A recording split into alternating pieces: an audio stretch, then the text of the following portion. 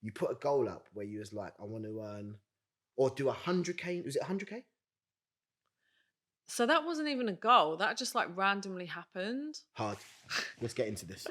Let's get into this. 100K in, how long was it? 10 days or 11? No, it was less than that.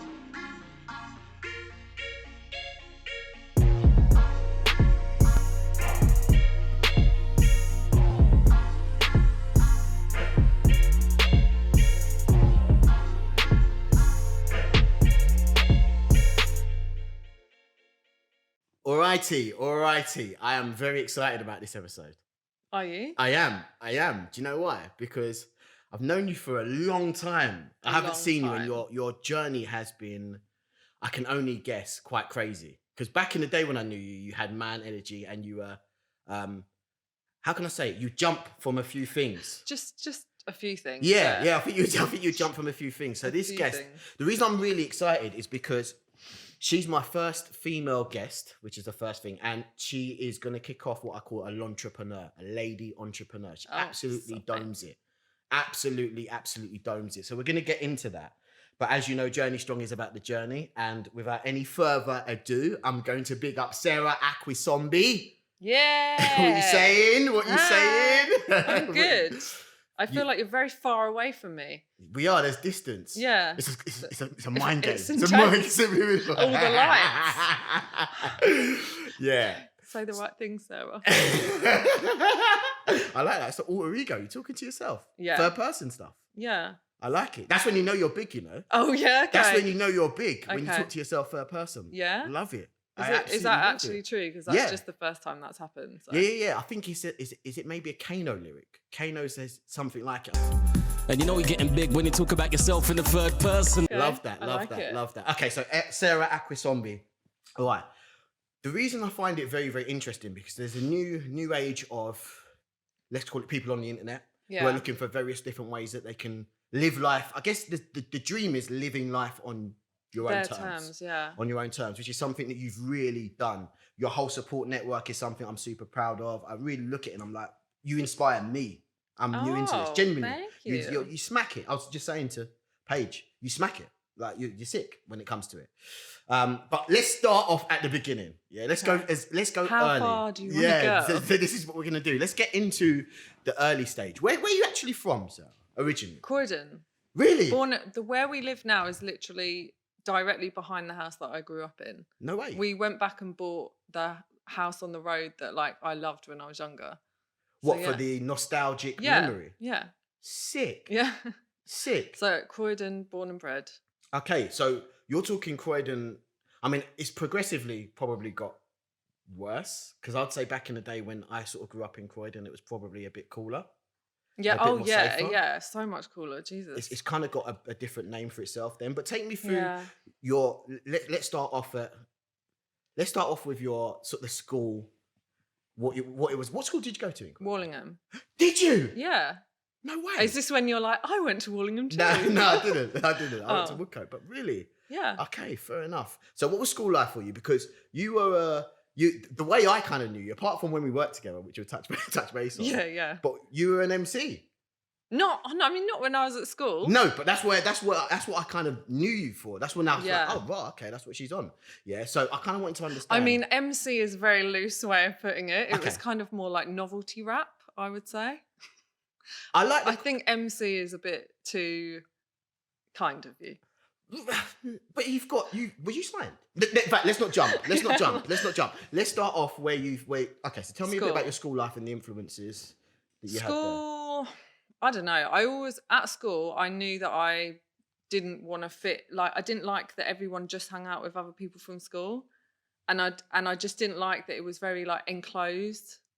And I don't know, I always just wanted to do something different. Like, you know, all the girls from my class would be, like, getting dressed up to go, like, out on a night out. And I'd be like, but I just want to wear a tracksuit and a new pair of Nikes. Like, so, yeah, I was always a bit different. And I think... that's where I got into like music properly because everyone was buying decks and, you know, doing whatever, trying to learn to MC. Was your sort of style, because you've got a very unique, I think I called you I said quinspo is the word that I said for you, quirky and inspirational. Quinspo, isn't it? Yeah. So was your style were you always outside the box with the way you dress and the way you sort of held yourself? No, not really. Like when I was in school, I was just like kind of fitted in. But then the older I got, I think I just knew that I was just into different stuff than like what they were into. Like I was really into hip hop and like garage and all that. And like garage, I mean, everyone was into garage, but like, yeah, there were just things that I was kind of interested in that just didn't resonate with them, I suppose. Where do you think that came from? Because let's face it, for people who don't know Wallingham School, yeah. Wallingham School, back in the day, we used to fight them. It was known for being a typically racist school. Oh, yeah. I mean, in my year, I think there was one black guy. Literally. So what I want to understand is, what do you think drew you to that? Do you know what? Right, so when I was younger, my dad worked for Sky. Okay. He was quite high up at Sky. And so we always had all the channels on the TV. Alright, stop. That's a moment. We got to stop because I had the all box. The channels. Cable and Sky. The box, right? So I would literally just get home from school and I'd just put on the box. Got you. And it would always have like all the hip hop tracks and like tracks that just what other people weren't playing. So I guess I just got introduced to like a slightly different culture than the typical white culture. Got you. Just from sitting at home and watching TV. Got you. So then obviously you're going back to school and you're being influenced by it. What did you have any sort of friction? Because what I tend to find, the reason I'm asking that is, you know, when they say, okay, like with, for example, the racist man's daughter always ends up with a black guy. Have you ever heard that saying? No. You never heard that saying? Okay. But I can understand. You can understand it. Like you're told no. Are you asking? Is that why my husband is No. No. But what I'm asking is, was that like you'd go back to school? I'm just sort of painting a picture of what made you. Would you go to school and be like, "This is my style," and people would be like, "What are you doing?" No, not at all. It wasn't that out there. I think high school was probably just me trying to like work out like who am I? Like I was always like in a group. I was always popular, but no one had anything distinguishing. It was all just like everyone the same. And I think like I stayed on at school. I went to sixth form for like 3 months, but I guess, do you know what? And this is going to sound crazy. Getting that job at JD was literally like the turning point of my life. No way. Yeah, because I went in there and I was literally, I think, the only white person and the manager who was like a white guy, and everyone else was black. Yeah. And if you think like, I didn't grow up around loads of black people. And as you said, my school was like predominantly white. So I think then I was suddenly like, oh, wow, like all these people, like, and it was just a different vibe. Like everyone had so much energy and I was really like timid, and they just brought out this like amazing side of me. Like, you know, it's like going to sit in the lunchroom at like lunchtime. You can't sit there quietly. It's going to be like, Sarah, what are you doing? What's this? Da, da, da. And I just had to learn to like speak up for myself and like be able to banter with everyone. And yeah. So just before we get onto the JD part, yeah, what did you actually study at school? You said you went to sixth form, because I want to understand what your interests were then. They were no interest. I think I started on business studies and I think geology or something random. Like literally, I just think I picked stuff out of a hat and was like, yeah, I'll do that. I don't know. School, I just was like, it's boring. I found it quite easy, but boring. Yeah. And because you said your dad was quite high up at Sky. So I take it you were quite, as a family, okay for money. Oh, yeah. Okay. Because I want to understand, because I really do mean it, man. You're smashing it as an entrepreneur. So where does the drive come from? Without skipping, did it come early? Was you something like, I knew I wanted to be rich, but I was broke, so that's why. Yeah. I don't think I could pinpoint it as like I wanted to be rich. I think I worked that out later. Got you. Way after music. Okay. But I knew that I wanted to do something, and I knew that I wanted to be like somebody. And I swear I put it down to just watching like so many rap videos where it's like all the guys like, yeah, I'm fucking sick. And I was like, I want to be like that. So because I didn't know you then. So would you say you was confident then? No, not until like JD Sports definitely made me confident. I wasn't like, I was myself, like I would definitely be myself and I could hold my own, but I wasn't like, I wouldn't speak up, I wasn't opinionated or, none of it. JD definitely brought that out of me for sure. So what made you get a job? Let's get into JD. What made you get a job there? Because I like trainers and tracksuits. Makes sense. So I was like, I'll just get a job at JD. Makes sense. Yeah. How long was you there for? 2-3 years maybe. No way. Yeah, quite a long time, because I was like literally did a couple of like Saturdays. Then they were like, do you want to come full time? And so I dropped out of sixth form after about a month, because I was like, I found my calling, guys. I'm going to go and work in JD Sports full time. But I was like, oh my God, my own money, independence, like Sick. cool people to hang out with, where we get on and we have the same like ideas as what's fun. It was literally like life university. Like I got promoted, so I had like a level of responsibility. I got put on the tills, and oh my God, like the people trying to pay with all the fake cards and all that. So I would have to speak up and be like, you're trying to use a dodgy card, to like this guy who's like in my face. Like, so I just literally had to learn to speak up for myself, like gradually over time. That's sick. Do you know what I really I enjoy about what you just said there? Because it's like your first in a world of miscommunication. It sounds like you're picking up your first, call it communication skills, of being able to actually get out. Something that, let's face it, because I remember those card days when people used to come out with the plastics and like literally like photocopied at home, and it would look so bait, and you'd just be like, I think that's not a real card. But they would be aggressive as well. Like I remember people because used to they be knew aggressive. if they were intimidating that you might back down. But 100%. it's like I think because I had the backing of like, no, I know this isn't a real card, and there's like a manager here and whatever, there's like police out there. I just had the backing to be like, no, I'm not going to back down, because I know you're in the wrong. Sick. It's very self-righteous. Sick. So you did that for a couple of years. Talk to me about how you started to get into the sort of the music. Because did you transition? Was you doing music then? No. So yeah, as I said, I would do it like a little bit in school. Like I had decks when I was in school. Oh, really?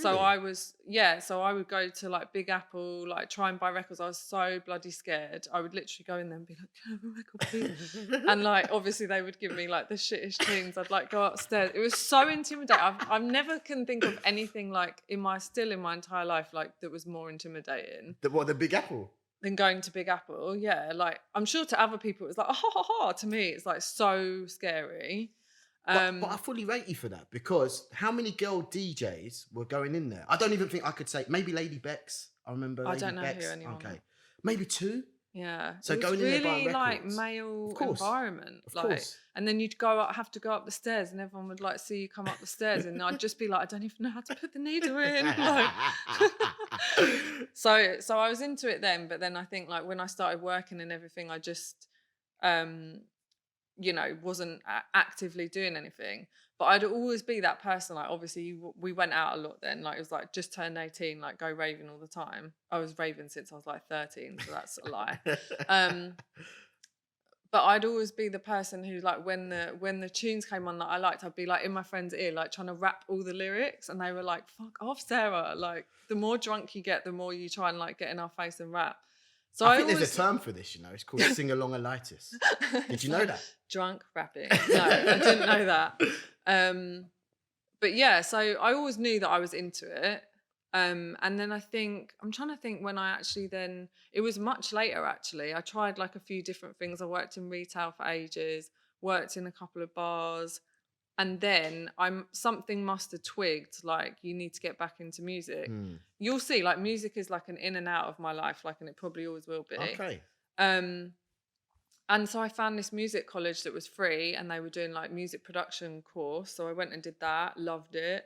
Where was this? What area? In London Bridge. Okay. Yeah, it's still going. It's called Community Music. Okay. It used to be completely free. Obviously now it's like a business. Went there, just met like-minded people, started putting stuff on MySpace, and that was it basically. It just kind of like went mental from there. Jay, if you can find her MySpace, please. Oh no, don't, because it'll Please. probably be all the coding will be wrong, Yeah. and it will be a mess. I won't have left it in a good state. If you can find the old MySpace page, like on that time hop thing or however they do it. Yeah. Because MySpace was a thing when you could code your own background. Top 8, yeah. It was sick. Yeah, this is how I learned about like little computer things, like obviously doing little bits of code. Sick. And then just building up a community using the internet. There was nothing before that to do that. Of course. So yeah, just being able to make something, put it up the same day and get that instant feedback. And yeah, it just went crazy from there. Like, started getting loads of plays, started getting... What was your first tune? So let's talk about your breakout. What's My your breakout tune? It was called Neek Chic. Neek Chic.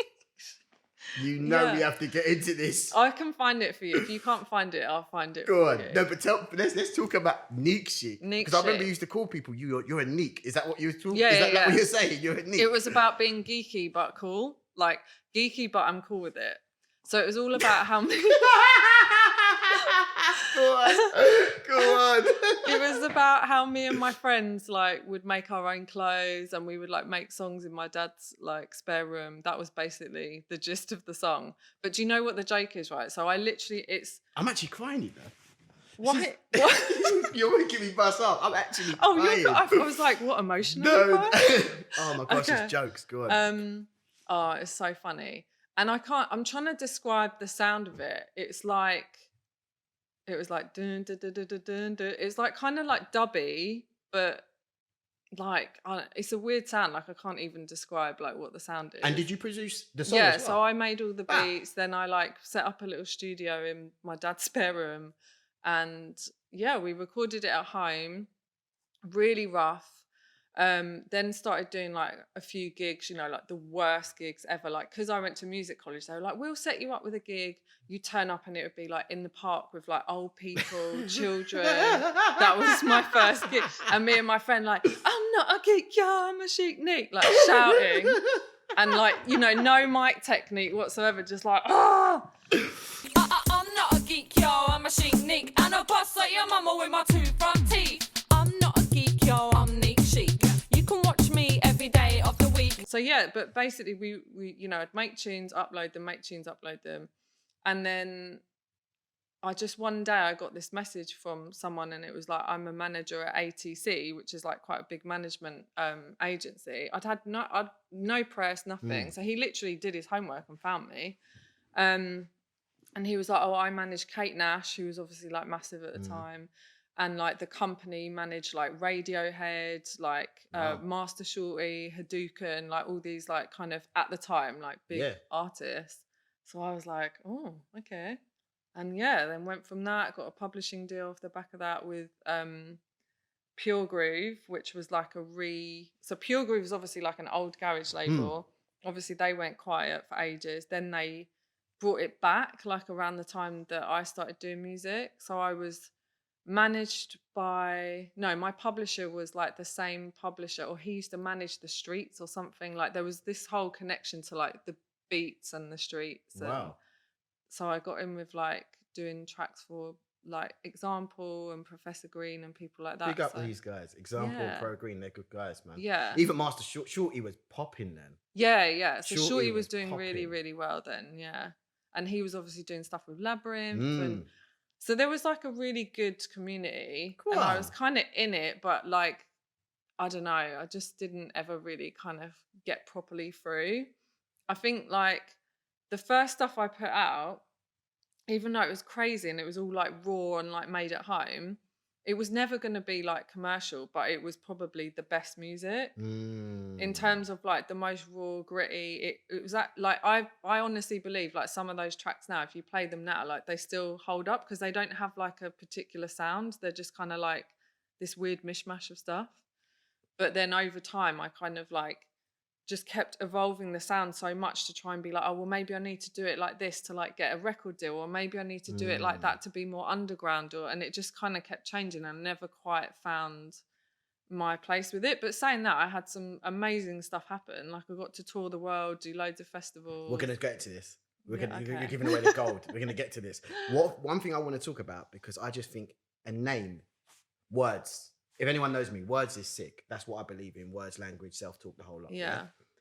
Your name was so fitting. What, Goldilocks? Sick. It was sick. That's thanks to him. No way. Yeah. But that was we're gonna get to him anyhow. Yeah. Don't, we're gonna the way he backed you for Connect 4, which I won twice on the bounce. We rolled deep. Yeah. We rolled deep. It's sick. It's sick. We're gonna get to that. Okay. But the name, I just remember seeing it, and because I hadn't seen you for a long time. Yeah. And then I saw you on the front cover. I can't remember where I saw you. Or maybe Rewind. Would you Rewind? Oh yeah, something like that probably. Yeah. I saw it and I was like, oh my god. And then I looked at the name and I was like, that works really fucking well. Yeah. So do you want to tell me a bit of the story as to the name? There's not really a story. It was just like Jason's nickname for me. That was it. Hard. It was just like Goldilocks, and then it became Goldie, but obviously there's a Goldie already, so it wasn't going to be who's Goldie. rather big. He's pretty big, so Yeah. I couldn't take his name. So yeah, it was just Goldilocks. That was it. There was no thought in it whatsoever. There wasn't like, oh, it's childish and playful, but it's grown up. There was no thought. It was just like, okay, so I'm Goldilocks then. That was it. Sick. Yeah. Sick. Credit to you, Jason. Sick. Hard. So, okay, so you got this name, Goldilocks, you're out. Yeah. Your music videos. No, furthermore, let me not skip. You signed a publishing deal. Did you know what the fuck you was doing? No. You just like anything.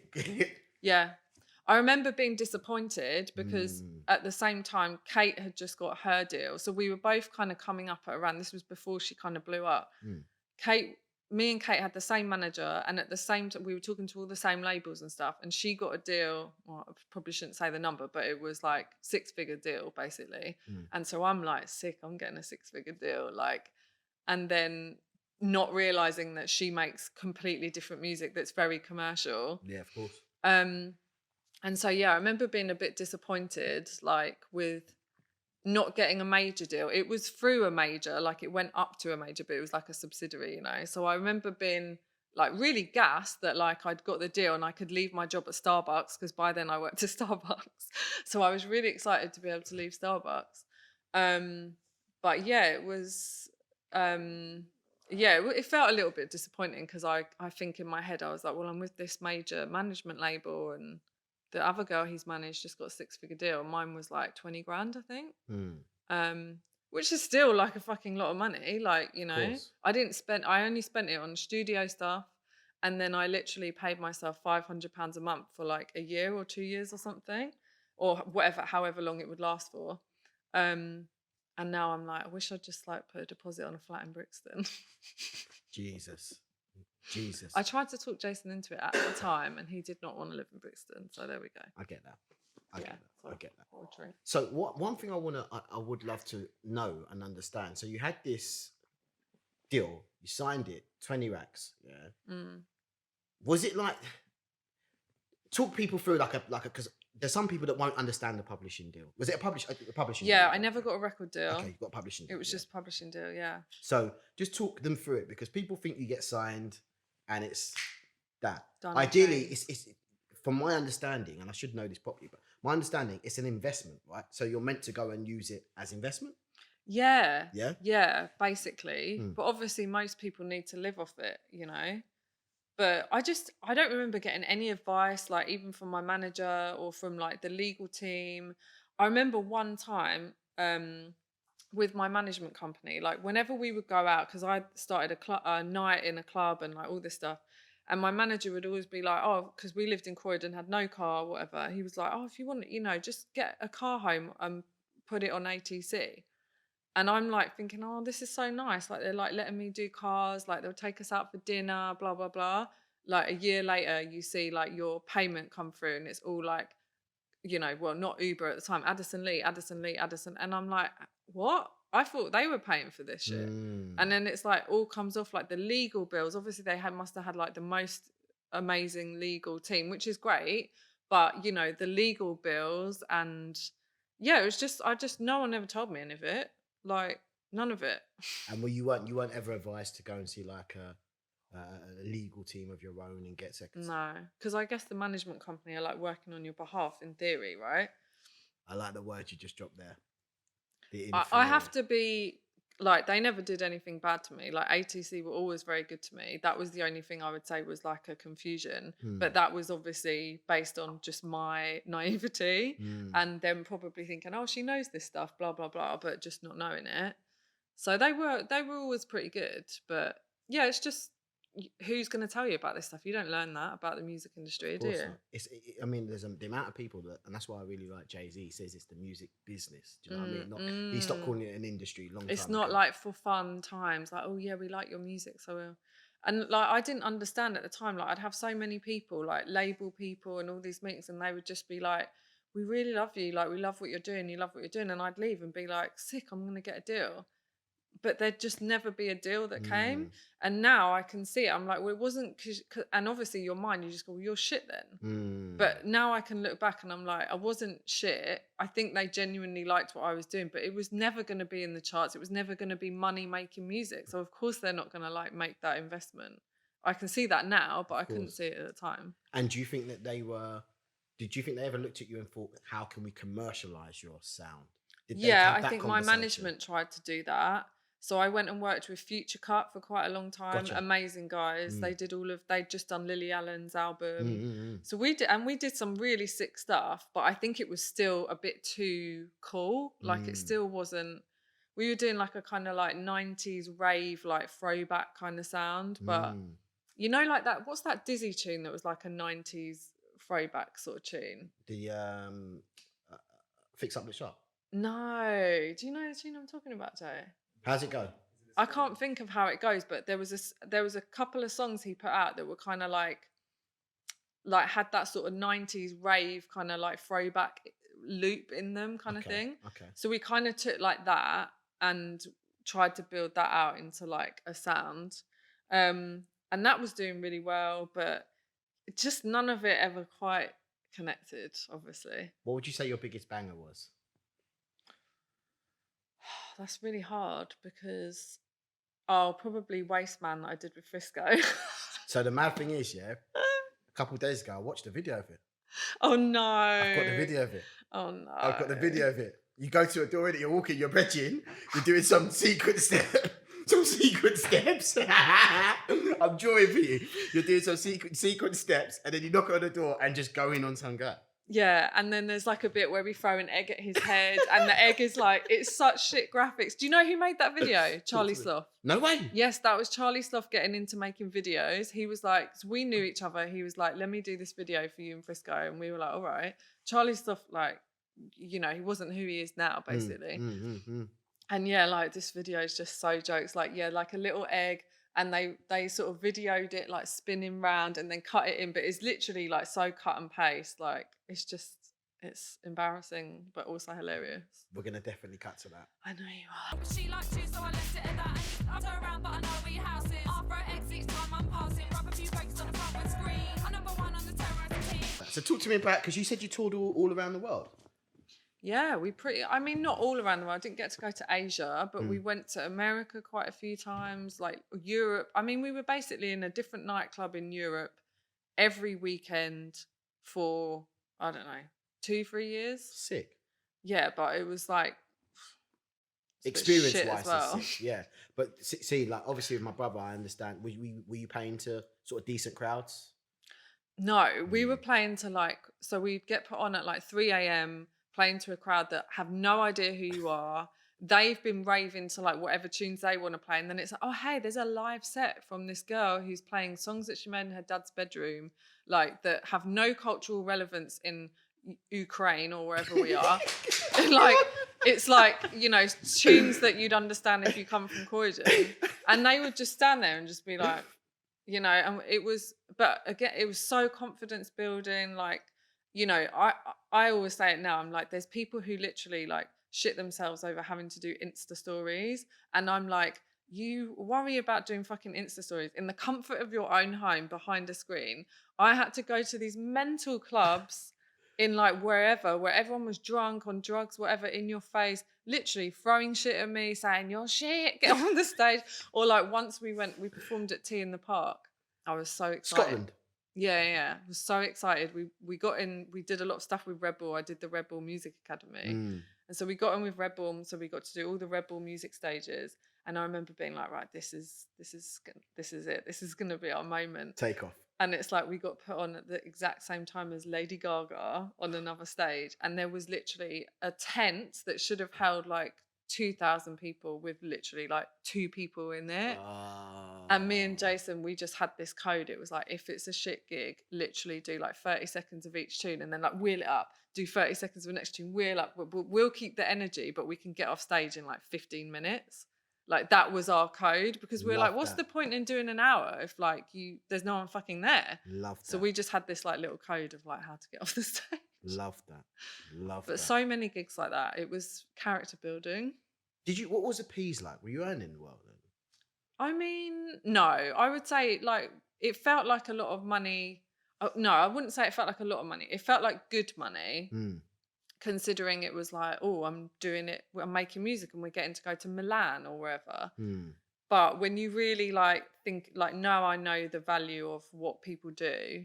And then looking at it, I'm like, yeah, was it? It would be like £200-300 a gig. Or like, I remember sometimes if I had more people, so I sometimes had a synth player come and like a DJ, you know, whatever, we could like bump it up. But I mean, max, I would say we ever got paid would have been like 1,500 quid or something. And that was like at the peak. Fair play. So it was enough for you to as such live and enjoy it, but not really dream. No, we didn't have any disposable income. Wow. Because we had a flat. And like, yeah, I might earn like £400 on a weekend. That was it. Got you. So like living in London, traveling around, like evaporating. Yeah. Evaporating. I think the first time I saw both of you together was you done a show at Black Sheep. Did you do you remember? It was somewhere in Croydon. I definitely remember it. Did we do a gig at Black Sheep? It was Black Sheep, isn't it? Oh yeah. Was it part of like some Croydon festival, dubstep festival? Like where it's like in the day? Exactly that. Yeah. Exactly that. I remember you both setting up. And I was and there was like a little panel thing, and I was on it with, I can't remember who's this is gonna artwork, I think was on it. Yeah. That was, you've got a good memory because I don't remember these things. Hard. So let's talk about the relationship. You and Jason. Oh, okay. How did you two guys meet? We worked in Edwards. Oh my god. Oh my god. We're like Croydon cliches. You guys are Croydonians. Yeah, well, Jason's not, but I am, obviously. Jason's been all over the place and came to, how long did you live in Croydon? What, 20 years ago now? Yeah. So then we worked in the same bar together and I trapped him. Oh, wow. Oh, wow. You've got to expand. L'entrepreneur. No, I'm joking. No, we were friends for ages and then we worked together. We always had a good time working together. We were both like with other people, but I guess the romance blossomed. Of course. But was he a DJ then? No. So it's funny, actually. Me and Jason have always bonded like over music. Gotcha. So I think the way we ended up kind of really getting friendly is I saw that he was filling out like an application to this music college that I've been to, not CMs. I went to SAE for a while as well. And so I was like, oh, I've been there. Like, and obviously I guess for a girl to be like, oh, I've been to that audio engineering college. He was probably like, huh? I'm speaking for you now, babe, sorry. And then like, yeah, we just bonded over like music and like into the same things and yeah. And was it, because you said you were both kind of separate, when did you sort of go, okay, because he really, even as I said, down to you can see he really rides for you. Oh yeah, I mean, we've been married for 15 years and we've been together for 16, 17 years. Oh, so really, really early on in the relationship. Yeah, I was 19 when we got married. Oh, wow. Yeah, we were only together maybe like a year and a bit before we got married. Fair play. Yeah. Fair play. Was it scenic or was it quirky, Reading? What wedding? No, it was like basic, we're broke. Croydon registry office and then like Coombe Lodge for a dinner afterwards. Like literally. But it was great for us. The tables have turned. Yeah. We like, you know, for us it was just like amazing. All our friends were there and we had a great time and yeah, I was very drunk. Sick. Sad. So then, because ultimately, did you kind of sit down and have the chat where you're like, okay, this is the direction. Did you sort of plan goals, plan life, or was it just like every day as it comes? I think by the time we got married, music was already kind of like quite in my life. I'd finished college and obviously I had like the MySpace stuff going. And so I guess that was already part of my life. So I guess from Jason's perspective, he was just like, well, Sarah's trying to do this music thing. And that was it. It was just like, he would support every aspect of that. Like there was never any trouble, like ever. And then as soon as we were doing gigs and stuff, it was like, well, come, like, how can we make it so you can come? Oh, you can DJ. And I tried to teach him how to DJ and he was awful for like 2 weeks. Then I turned around and somehow he's like fucking amazing. on the decks. Now he's so much better than I am, like so much better. Jason's amazing on the decks, and I'm shit. I like clang every beat. I can't do it anymore. Because you can really feel that the energy is palpable. And ultimately, we're going to get onto, I was reading one of the headlines, I think it's maybe Forbes, and one of them where the headlines, he quit his job to... Oh, so we're going to talk a bit about that, but you can feel like that in such a, use the word alpha male, the way that he supports you, it's not like he's bowing down. Do you know what I mean? I've got to say this. It's like it's proper support. It's literally like we're on the same level and we will support. There's been moments where Jason's had to fucking support me, pay for everything. There's been moments that I've had to do it. We just are on the same wave going forward. We've got exactly the same goals, exactly the same vision, and we're just like 50-50. Sick. Like Jason, but this is what not growing up in England does. Yeah. Right? You grow up in England, there's this whole thing about, well, I'm the man and blah, blah, blah. I can't be seen to do that. Jason grew up, his mum was an entrepreneur. He's got 3 sisters. Like, so he understands women and being on the hustle and looks like respects it and thinks it's great. And how divine the universe is that you bring somebody that it brings somebody to you that gets that. Could you imagine if it was different? I think about this all the time. Egotistical, narcissistic dude. Yeah, well, I wouldn't be with them. Yeah. That's the thing, right? Yeah. It's like who you decide to be with. Like, I would have never been able to. I don't even think I've ever even dated anyone like that. So that was obviously just like a no to me from the get-go. But yeah, I mean, I think about it all the time. I'm like, the reason I am where I am and being able to go into all these different industries and like do well in each industry, not to the point of like, oh my God, everyone knows your name, but make a good living. I'm like, if he wasn't my partner, like that categorically would not happen. Sick. Absolutely love that. So let's talk about the caterpillar to, I'm not going to say butterfly because you did a few things to decide. Yeah. When did you decide, okay, music. Done. Dead out. Let's leave it. Oh, it's quite a long time. It probably took about 7 or 8 years. It was kind of... You were at it for 7 years?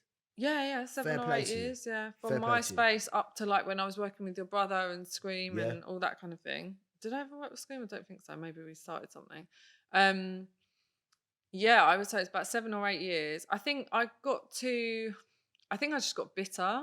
Like, I saw everyone around me get signed. Like, you know, people like, example, Professor Green, Tinchy Strider, like all those people go up, get signed onto these major deals, start making money.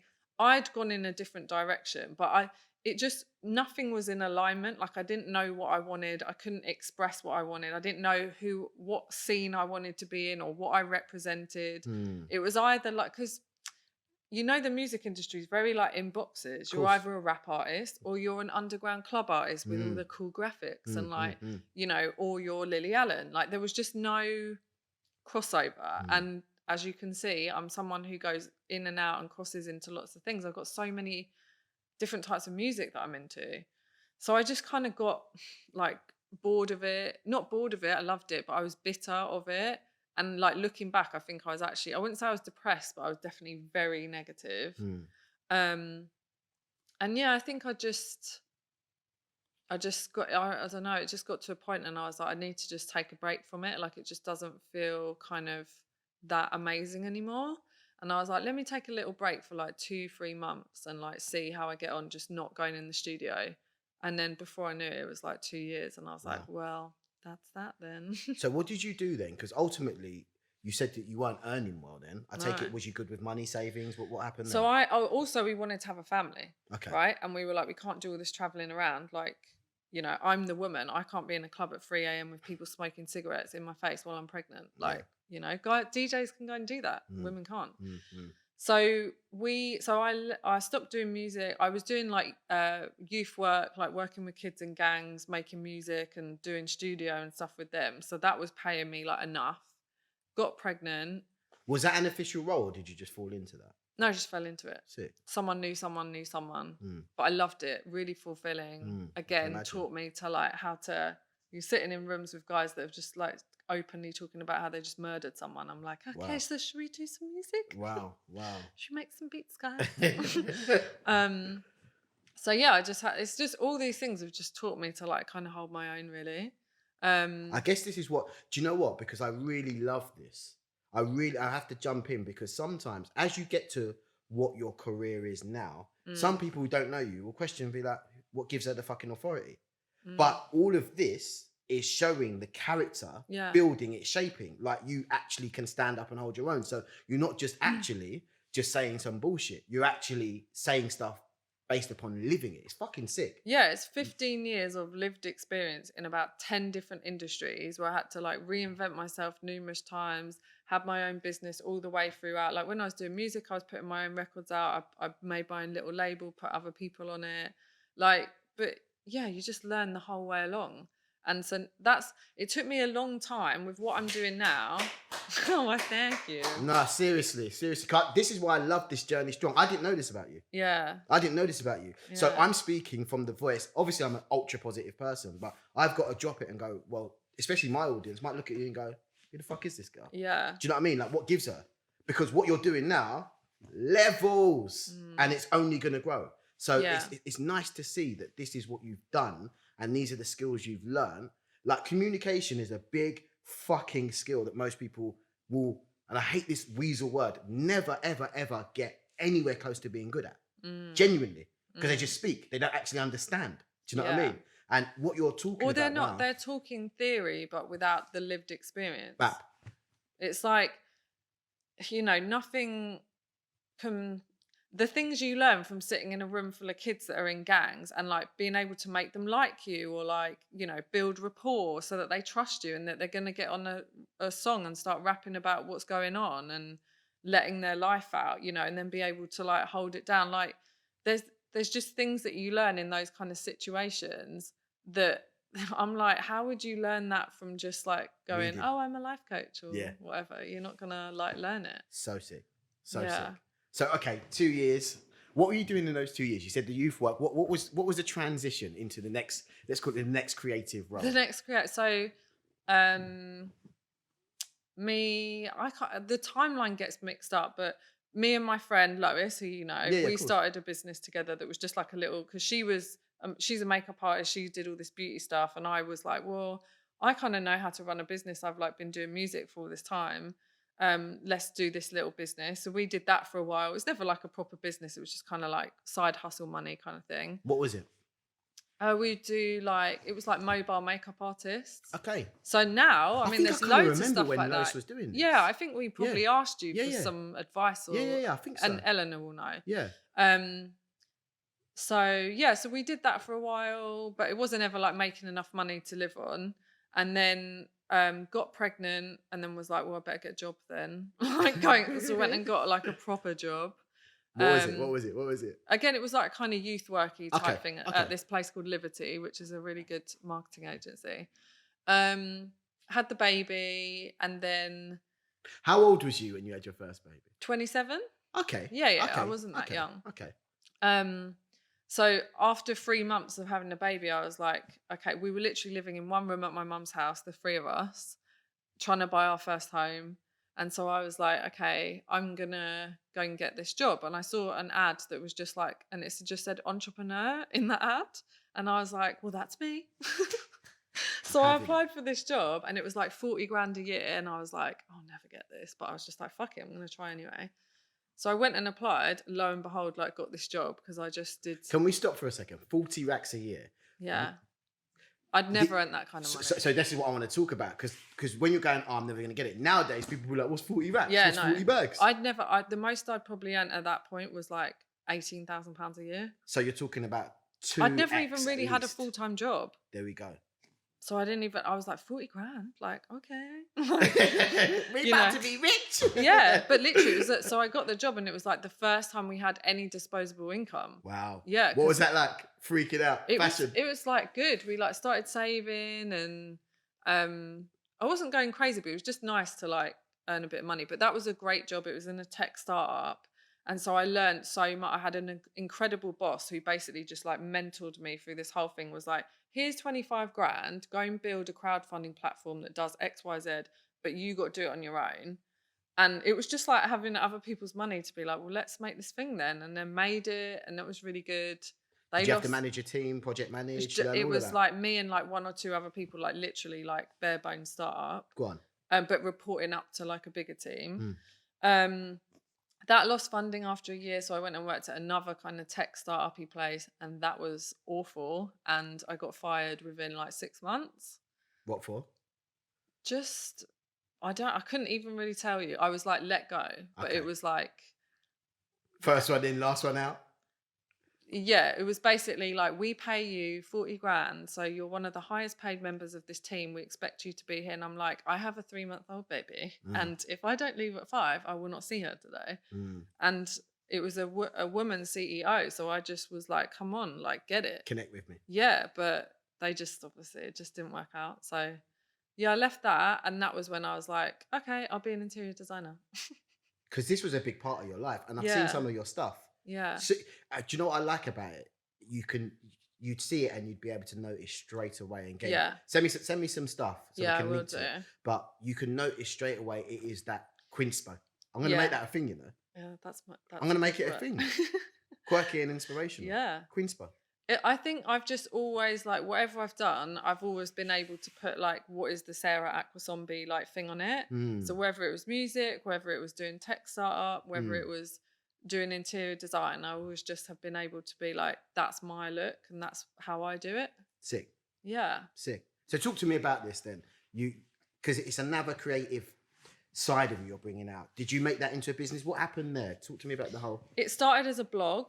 So I was doing the blog alongside my full-time job before I got fired. You was blogging for a long time, innit? Yeah. I remember this. I basically started when I did MySpace. I remember and I just continued through whatever I was doing. Because not many people blogged then, so you was onto that early. Yeah. But I do actually remember you blogging. Yeah. Okay. Any kind of technology stuff, I'll always tend to get in quite early on it, aside from TikTok, because I just cannot be asked. I've obviously outgrown this. But yeah, so I was blogging from all the way through working full time about interiors, antiques, which I loved. But loads of people told me, oh, you can't make money in antiques, like it's really hard. So I was like, well, okay, so I like interior design, so I'll like focus on that. Was blogging about it. And from everything that I did on MySpace with building a community, I knew that if I did a blog and spoke about interior design in a certain way, that I could build like a community around it. And it's like, you know, once you've got the people and they're engaged, it's like, you know, there's stuff to sell or whatever. So then I guess that's when I would say I sort of went on starting to become like more of an influencer, but it was very much on the design, in the design industry, like a design. What year was this? Do you remember at all? That must have, 2015. Okay, fair enough. So 5 years ago. Because I'm trying to think, because I remember when Mikey from Trap, my boy, was just like, you're an influencer to me. And I was like, what the fuck? You're saying because I just like to dress like this? Yeah, and it was almost like, oh, you think you're cool. Like now you're an influencer. Yeah. There's like this title. So did you actually think, okay, I've got this, because that's what it is you're doing, you're influencing. But did you have this like, okay, so I know that I have sick design, yeah? I'm gonna now go out and be an influencer, or was that just something you adopted? No, I think I knew that's what I was doing, because I wasn't traditionally a good interior designer. I didn't study. I knew what would look good and what would make great photos, but I wasn't like, I hated working with clients and stuff like that. So no, I think I knew that it was about building the community, and then I could get the attention of brands who were all starting to use Instagram to do influencer marketing and get paid to write blogs and that kind of thing. So I just got in with like a lot of brands in the design world and just started getting paid to do that. So did you actually produce any products then yourself? Did you actually, how was you making money aside of that? Or was that the literal plan? You would co-sign with brands? Yeah, I was doing like bits of freelance work for like various people, you know, like I'd manage their online interior design shop or whatever. But no, it was predominantly actual interior design, because I started getting interior design work.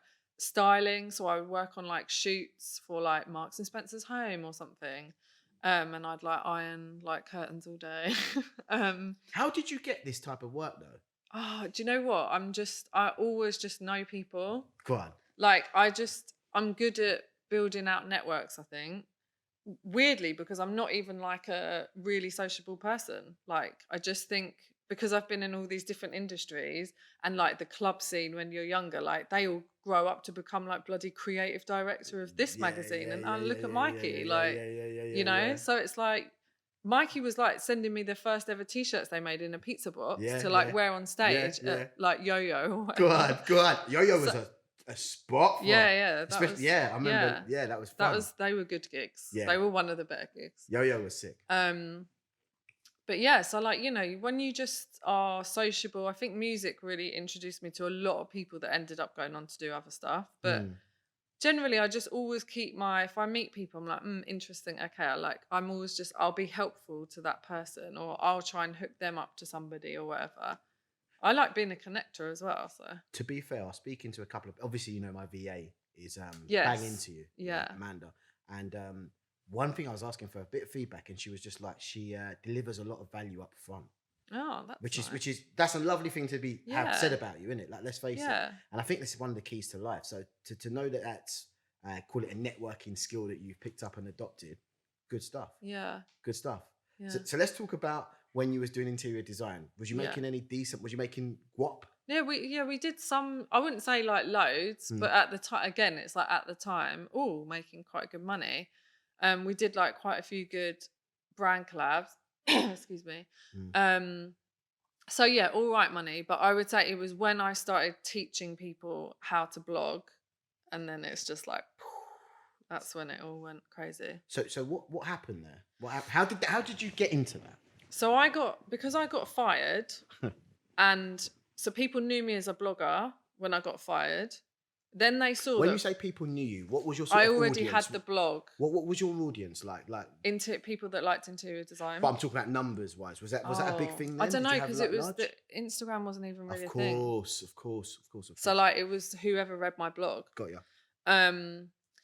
But yeah, so I think people saw that from where I got fired, I'd very quickly then just become this interior design personality, and I was working with that brand and working with Habitat, and now I've got an installation here and I'm working with this brand, I've done that client, and they were just like, what the fuck? Like, you just had a job and you just got fired. How are you now actually making a living off this?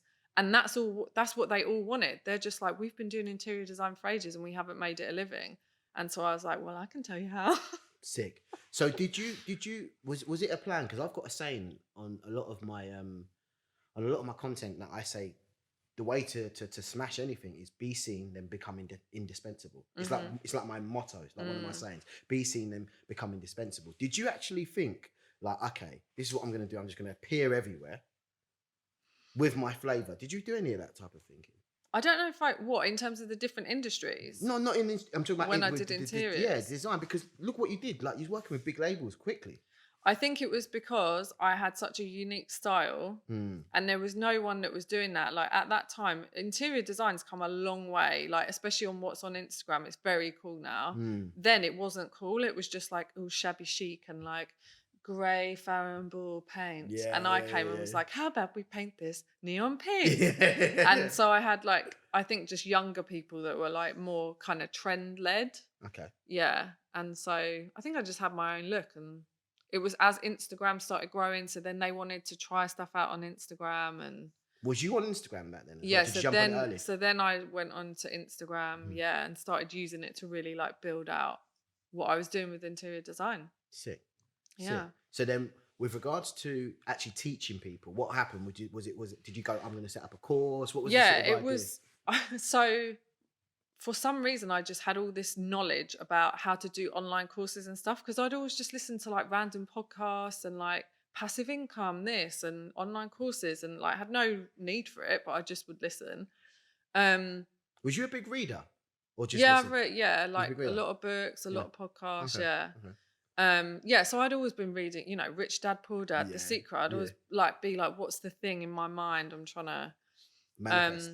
So I think when people saw that happen, I was just getting all these questions like, well, how have you done that? What, like, how did you get people to read your blog? How did you get that? And I was just like, well, there's no point in me saying this to one person. Let me just make this like an online course.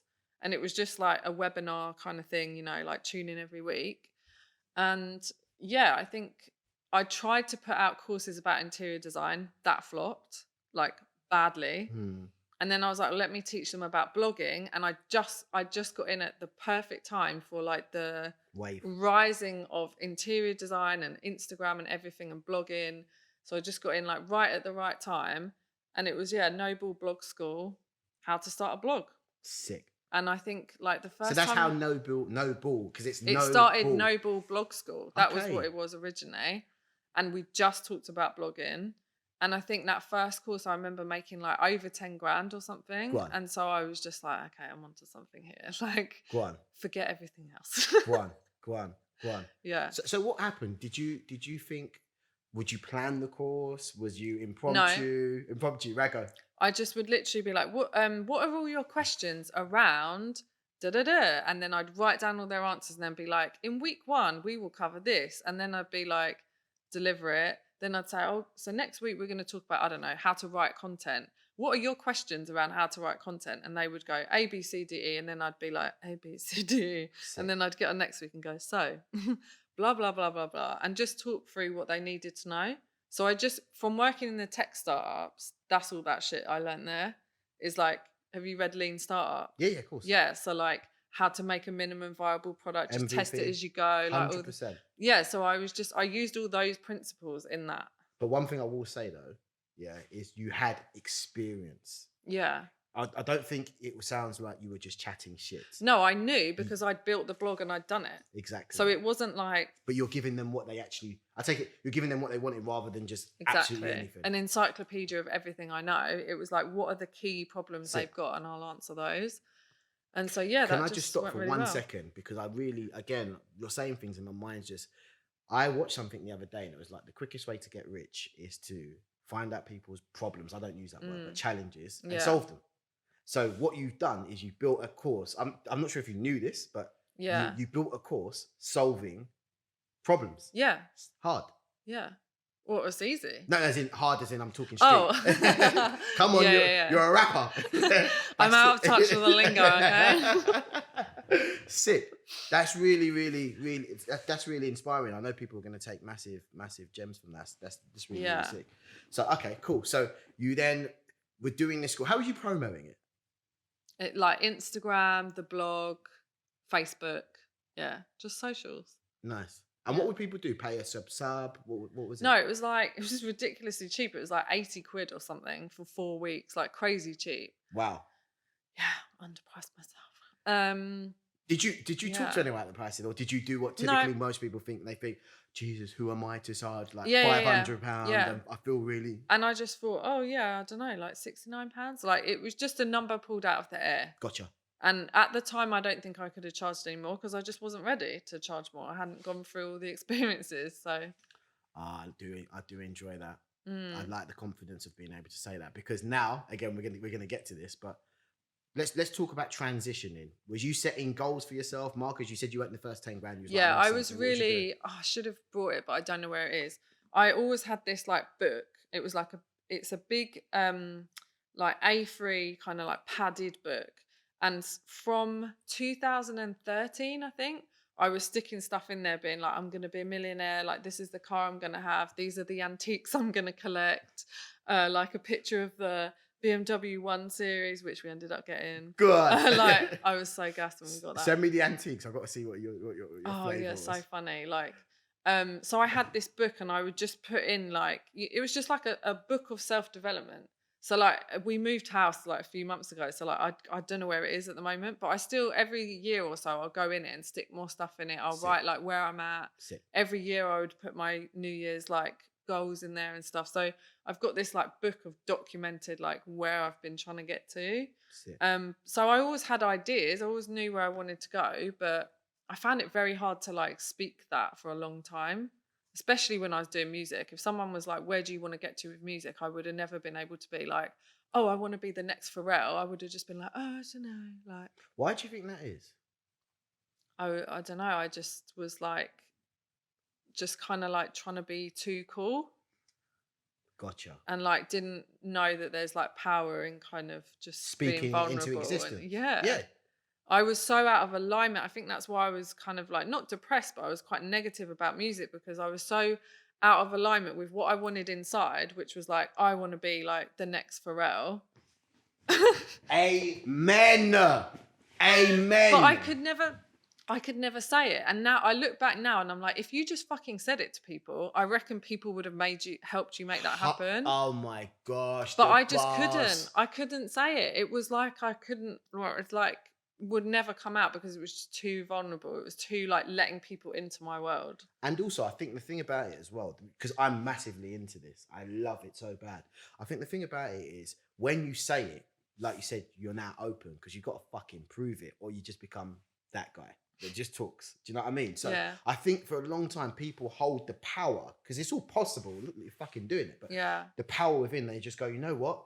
I'm safer keeping this dream to myself until Terry, who knows this person, who knocks on my door, will just decide that they're going to help me, even though I've never said that I want help. But I had amazing people in my life. Like, do you know Charles that used to be at Rinse?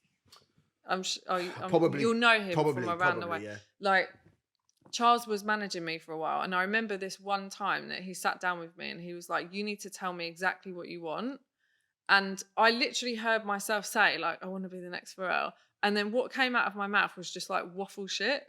Like, and I'm like, I know what he's like, and he's a good friend now. And I know that he would have just been like, fucking hell, let's make this happen.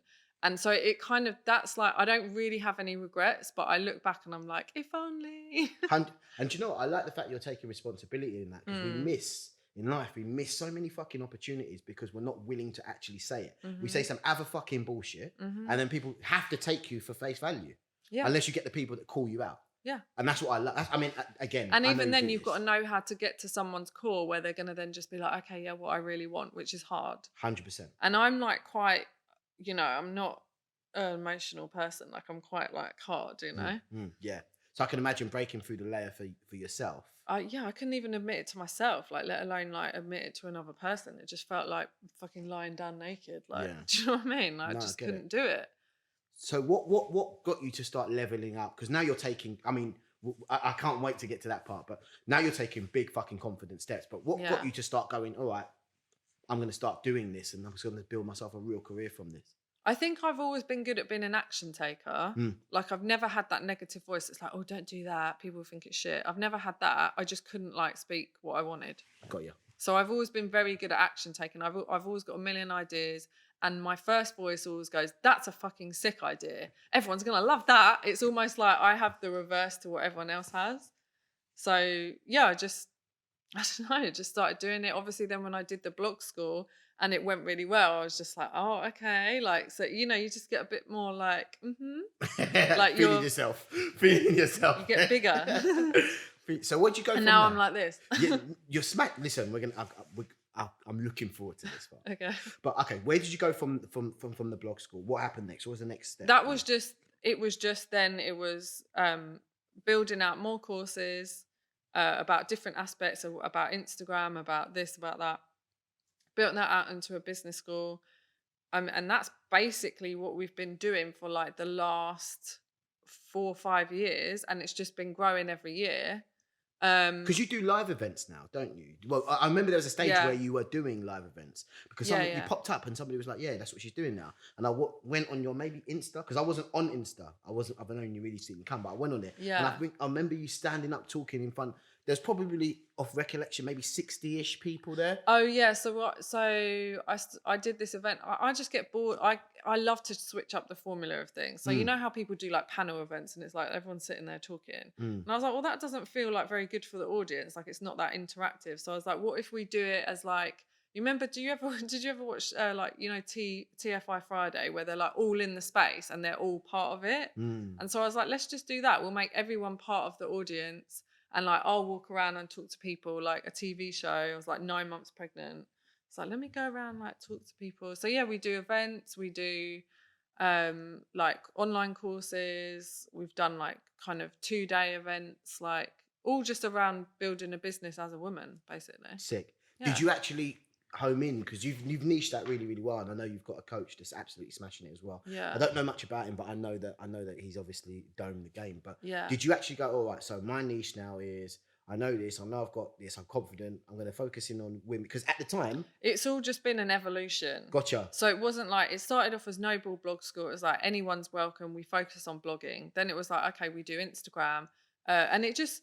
naturally, the audience in interior design is like 90% women. So it just ended up that it's always been a lot of women. And so that kind of turned on more of my thing around, well, yeah, actually, I do want more women to have business and more women to have financial independence. And why aren't we making these decisions at the same level as these guys? Oh, because they have more money and power than us. Because we're sitting at home going, I'm not fucking good enough.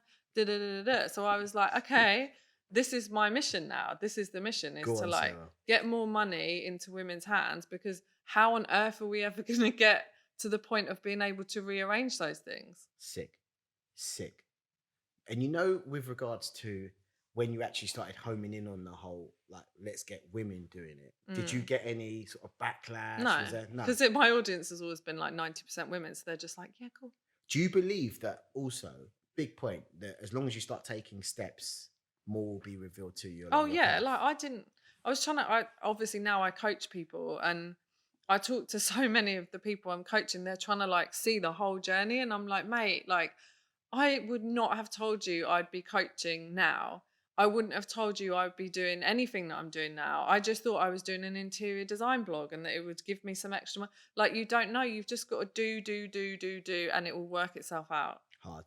If you think too much, it's just like, where are you going to go with that? 100%. It's never going to go how you want it to go. And also, the brain is quite naturally set to be, for most people, not always, but for a lot of people, the majority of people, in survival mode, isn't it? So quite naturally, it's always looking to protect you rather than for abundance. So once in that mode, it's always going, okay, rather than thinking, if I start to think about what... Yeah, exactly. If I start to think of the next steps, I'm going to baffle myself, and I'm going to baffle myself into paralysis. That's why you hear so many people say, oh, it's just overwhelming. It's really overwhelming. And I'm like, because you're just thinking too much. Like, it's not if you just do it. Hard. I mean, Nike made billions. Yeah, I know. I love that. Shoe Dog. Good. What a book. So but just even breaking down that, like, the key to success, just do. Oh my God. When I listened to Shoe Dog, like, and they were talking about their whole history, I was like, I did not know this. They're like a small business that only started in like the 80s or 70s or whatever. And like, they were this other shoe before, and then they ripped them off, and they nearly like went out so many times. Like, the story of Nike is so sick. Hard. And I remember when I listened to that, it was that was a really like a bit of a moment for me. I was like, wow, like, they've had that story, like, and you'd never know. How does that make you feel when you listen to things like that? Fucking gassed. I'm just like, okay, what can I make? Bang. This is the power of reading for me. That's why I love reading so much, because it does open your mind to, like, unless you think that they're fucking from another planet, you know that you're on the right path when your mind starts to go, well, they've done it. What can I do? I love that. I absolutely love that. So let's talk you coaching now. Yeah. And the new level. You're setting some really good, sick goals. I know I questioned you on Insta about it. But I think one of the things that I thought was really sick is that you put a goal up where you was like, I want to earn or do 100K. Was it 100K? So that wasn't even a goal. That just like randomly happened. Hard. Let's get into this. 100K in... How long was it? 10 days or 11? No, it was less than that. Oh, it was around that. It was around that. It was like 10 or 11 days or something. And what was this from doing? Was it selling courses? But what was it you were doing? It was basically, I just basically had always done like little one-to-ones with people here and there in my community about business and whatever. But I'd never like fully gone all in on it. And so I was just like, okay, well, let me start coaching people properly. And it just went... And loads of people took me up on it. That was basically it. And because I remember I saw one of the goals was you guys are proud owners of a Tesla. Go on. That was Jason's goal.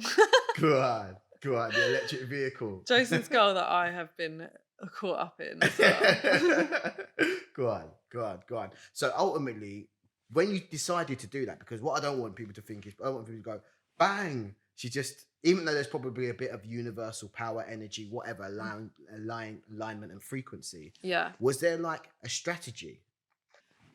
Not Not really. Like it got to the start of lockdown, and I had a couple of days of like, fuck, the world's fucked, like, you know, like boom. And then something just snapped in me, and I was like, no, Sarah, this is not you. You've got a community of people here, and they're all business owners, and they're all, if you're shitting it, they're shitting it, because I know that I'm so much more confident than a lot of them, right?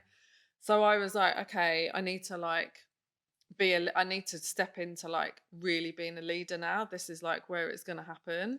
And so I started just doing all this like positive, like let's stay positive in lockdown. I did like a week like positive challenge where you had to do different things every day.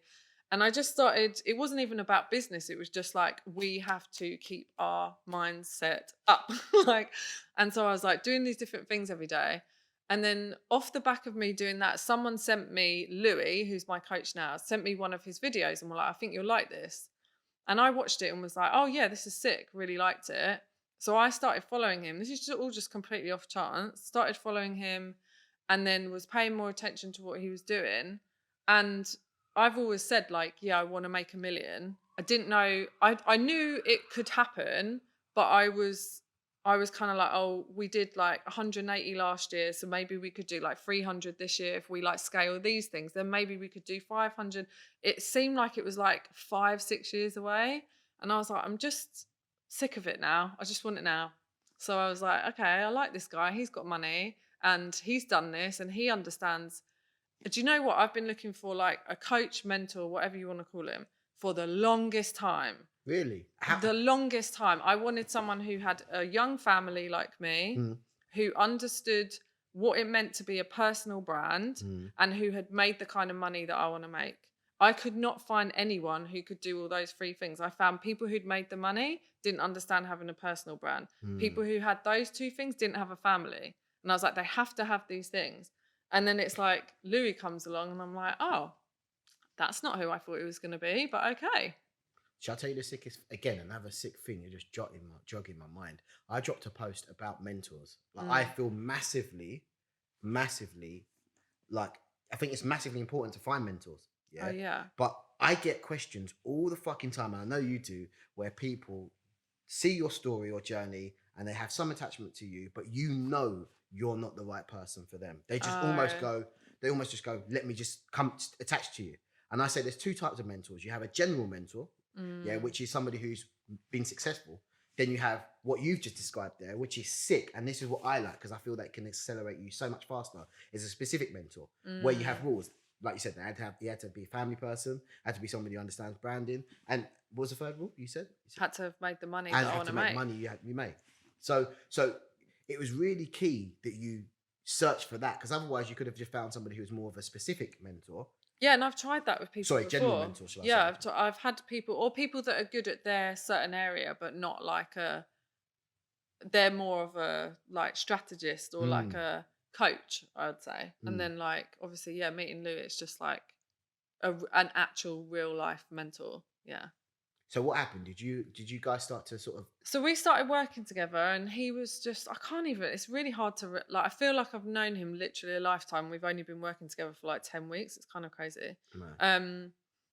But yeah, I think like, so he was just like, you know, look at who you've got in your pipeline, like who's warm, who's hot, think about what you can offer. And it's almost like in between the time of me saying to him, like, yeah, I want you to be my mentor, like I'm going to pay you, all the work that my brain then did. It's like when I came to the first session, I'd already gone, right, so what I need to do is do a coaching package. It's going to be this month, this much money, blah, blah, blah, blah, blah. And he would just be like, right, go and fucking sell it then. And then every day I'd be on the phone, how many more have you done? How many more? Like, do this. Then we got to like, then I think even he was probably a bit like, oh, wow, she's managed to actually like do this. Cool. So I'd keep being like, yeah, so now I've sold like 20 grand's worth. And it was like, we did 20 grand in a few days. And that was like, fuck. Then it was like, oh, I've sold 50. Then he was like, go for 80. And then I was like, I've done 80. And then he's like, you can't just do 80. It's got to be 100. And it was like, you know, it just kept. And then we were just like, I was just in this like bubble of like, fucking hell, it's all coming together. Add the people in. I don't care how I'm going to service these people. If I haven't got the time, like I have to get to this number, that number, that number. And then as soon as it was 100 grand in 10 days, I was like, right, now we blow the fuck up out of that, because that's a story in itself. So 100%. Louis blew it up, and he like used that for his own like marketing. Like, I've just done this with someone in 10 days. And then I did it and just rinsed it. And then it all just started snowballing from there. And then it's just been like. And now, because now let me ask you, what are the goals now? Because you've got a blatant goal. I don't know if you're comfortable. Oh yeah, I'm like, I'll tell you. See, this is the difference. Now Sarah will tell you anything. Let's go. So the first goal is to do 1 million in turnover. I didn't think it was going to be possible this year, but now I'm thinking it actually might. And then the next goal after that is obviously to do 1 million like net profit. Sick. Yeah. And do you in a year? In a year. Good. Yeah. So you've been specific about time. You've been also specific about the amount that you want. Yeah. Why is 1 million important to you? I don't know. It's mad.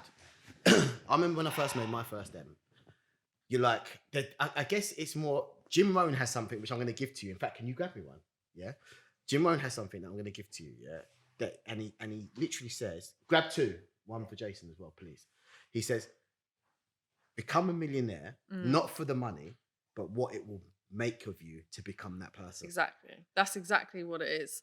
It's not, the money is just like, the money's just the money. What is this? I'm excited. This is like what happens when you come here, you get given inspirational materials. Oh, is this what you had up there? I wondered what that was when I walked in. So. Love it. Do you know why? Because before I made my first M, I carried something that was similar. Yeah. With me. And I made sure that it was bigger than any note, which that is. Yeah. And the one I had was not durable. It would just get fucked up. Yeah. And the reason I did it was because it encouraged me to speak confidently and openly about money. Yeah. And I think that's the big thing. Like, see the way you've done it. I love it. You was like, nope, fuck it. I'll tell anyone now. Oh yeah, I'll tell everybody. I'm like, started shouting it. So what I'm missing out here is a really key part. So a few years back, I found this lady. I worked out basically that I had loads of money blocks or money limitations, let's say. Interesting ways that I thought about money. And I knew that I needed to work with someone to get past it. And so I found this lady, again, randomly on the internet. And we basically have worked for basically since then on all these shitty money beliefs, like just breaking them down slowly, getting rid of them, and then like lifting so like me being able to say the money that I want to make and not have opinions about people who have money or like judgy kind of vibes on people that have money is all because of the work that I did with her. So it's funny. I had to do that to be in a position where I can meet someone like Louis and now do what I'm doing with Louis. 100%. Divine timing is great. And it's funny how the words that you have, thoughts in your mind, really do limit you, and you do have to smash them. Because I was speaking with somebody who I'm working with now, sick girl, lady, woman, and she's a casting director, smashing it, been acting, doing loads of stuff. Yeah, and she told me, and I was just listening to her conversation, and I could tell her attachment with money was that you have to be humble. Oh yeah. You get, you see, Jay, reload that facial expression she just done. Because it's such a thing, isn't it? People feel you have to be humble. But do you know what? Once you know it, and you've done all that unblocking yourself, I can meet people, and within a second, I'm like, I know all your money blocks already. I know exactly what they are. So me and the lady Jen, she's amazing, the money medium, her name is, we did a course together called Money and Manifesting, and that's been like our biggest course to date. Sick. So that, I guess, was like kind of a segue into where I am now, because it's become equally about business as it is then mindset, money talk. So it's all just kind of like gone into this. It gives you a big platform as well. And the thing is, the reason I wanted to get you on as my first entrepreneur, lady entrepreneur, is because you've got real history in doing it. Like you said, 15 years, wicked. And you've done it so diversely, and you've got so much to offer that it's not just because, you know, the big thing for me now stepping into not similar, but an online arena, should we say, is the fact that you look at it and sometimes you have to be able to show that this isn't, I haven't just, because there's people out there just learn a course and now they're teaching the course, but they don't have, like you said. Happens to me all the time. My students do my course and then 6 weeks later they're teaching it and I'm like, oh. Wow. But, you know, I'm like, it's cool. I mean, it is cool, but it's also not fucking cool. And I'll tell you the reason I say that, because I just genuinely believe being somebody who has experience, so when the dark times come, you can actually go, I know what you're fucking going through. Yeah, but also just like understanding different situations and different contexts and how to build rapport with different types of people, and like, you know, every little thing that happens is going through the Rolodex in your head of like all these past things that have happened and how you're going to deal with it, and you just can't like make that up. For ages, a long time, I was very like, oh, they're doing a course, what if mine's not as good, and da da da da da. And now I'm like, fuck that, I'm the value. 100%. Amen. Amen. And you know the sickest thing about it as well? When you take yourself out of that nonsense of wanting to compete, you realise there is so much abundance for everybody. Yeah. You just got to literally... I would always hear that. You know, when people go, you know, you're what makes it good, and you're the thing that makes it different. No one else can compete with you. Da, da, da. It was like just air. I'm like, it's just words to me. Like, you're just saying words. And actually, it's like, I think since I started working with Louis, and it was selling, the product I was selling is time with me. So people wouldn't pay for that unless they felt like there was real value to be had. And I think having the amount of people and making that amount of money that quickly on people that were like, yes, I'm willing to put money down. I remember the first time I sold the 3-month thing for like $5,000 or whatever, and they said yes on the phone. I was literally like, I'm like, someone thinks I'm worth $5,000. Okay, cool. Sick. And then it just, you can stack it from that. But it's like, that's what I went like, oh yeah, it gets bigger, because it's like every person who believes in you, then you go, oh yeah. And it just grows. Like, and I'm quite good at believing in myself anyway. But when you get people to part like cold, hard money, you know, on you, literally on you, not on a course I've made, not on this, they don't know what they're getting, is on me speaking with them once a week. Then I'm like, okay, cool. Hard. The value is me. And that's a 3-month course that you do that. So I work with people one-to-one coaching, like, start on 3 months, and then a lot of them go on to do longer. Hard. Yeah. Hard.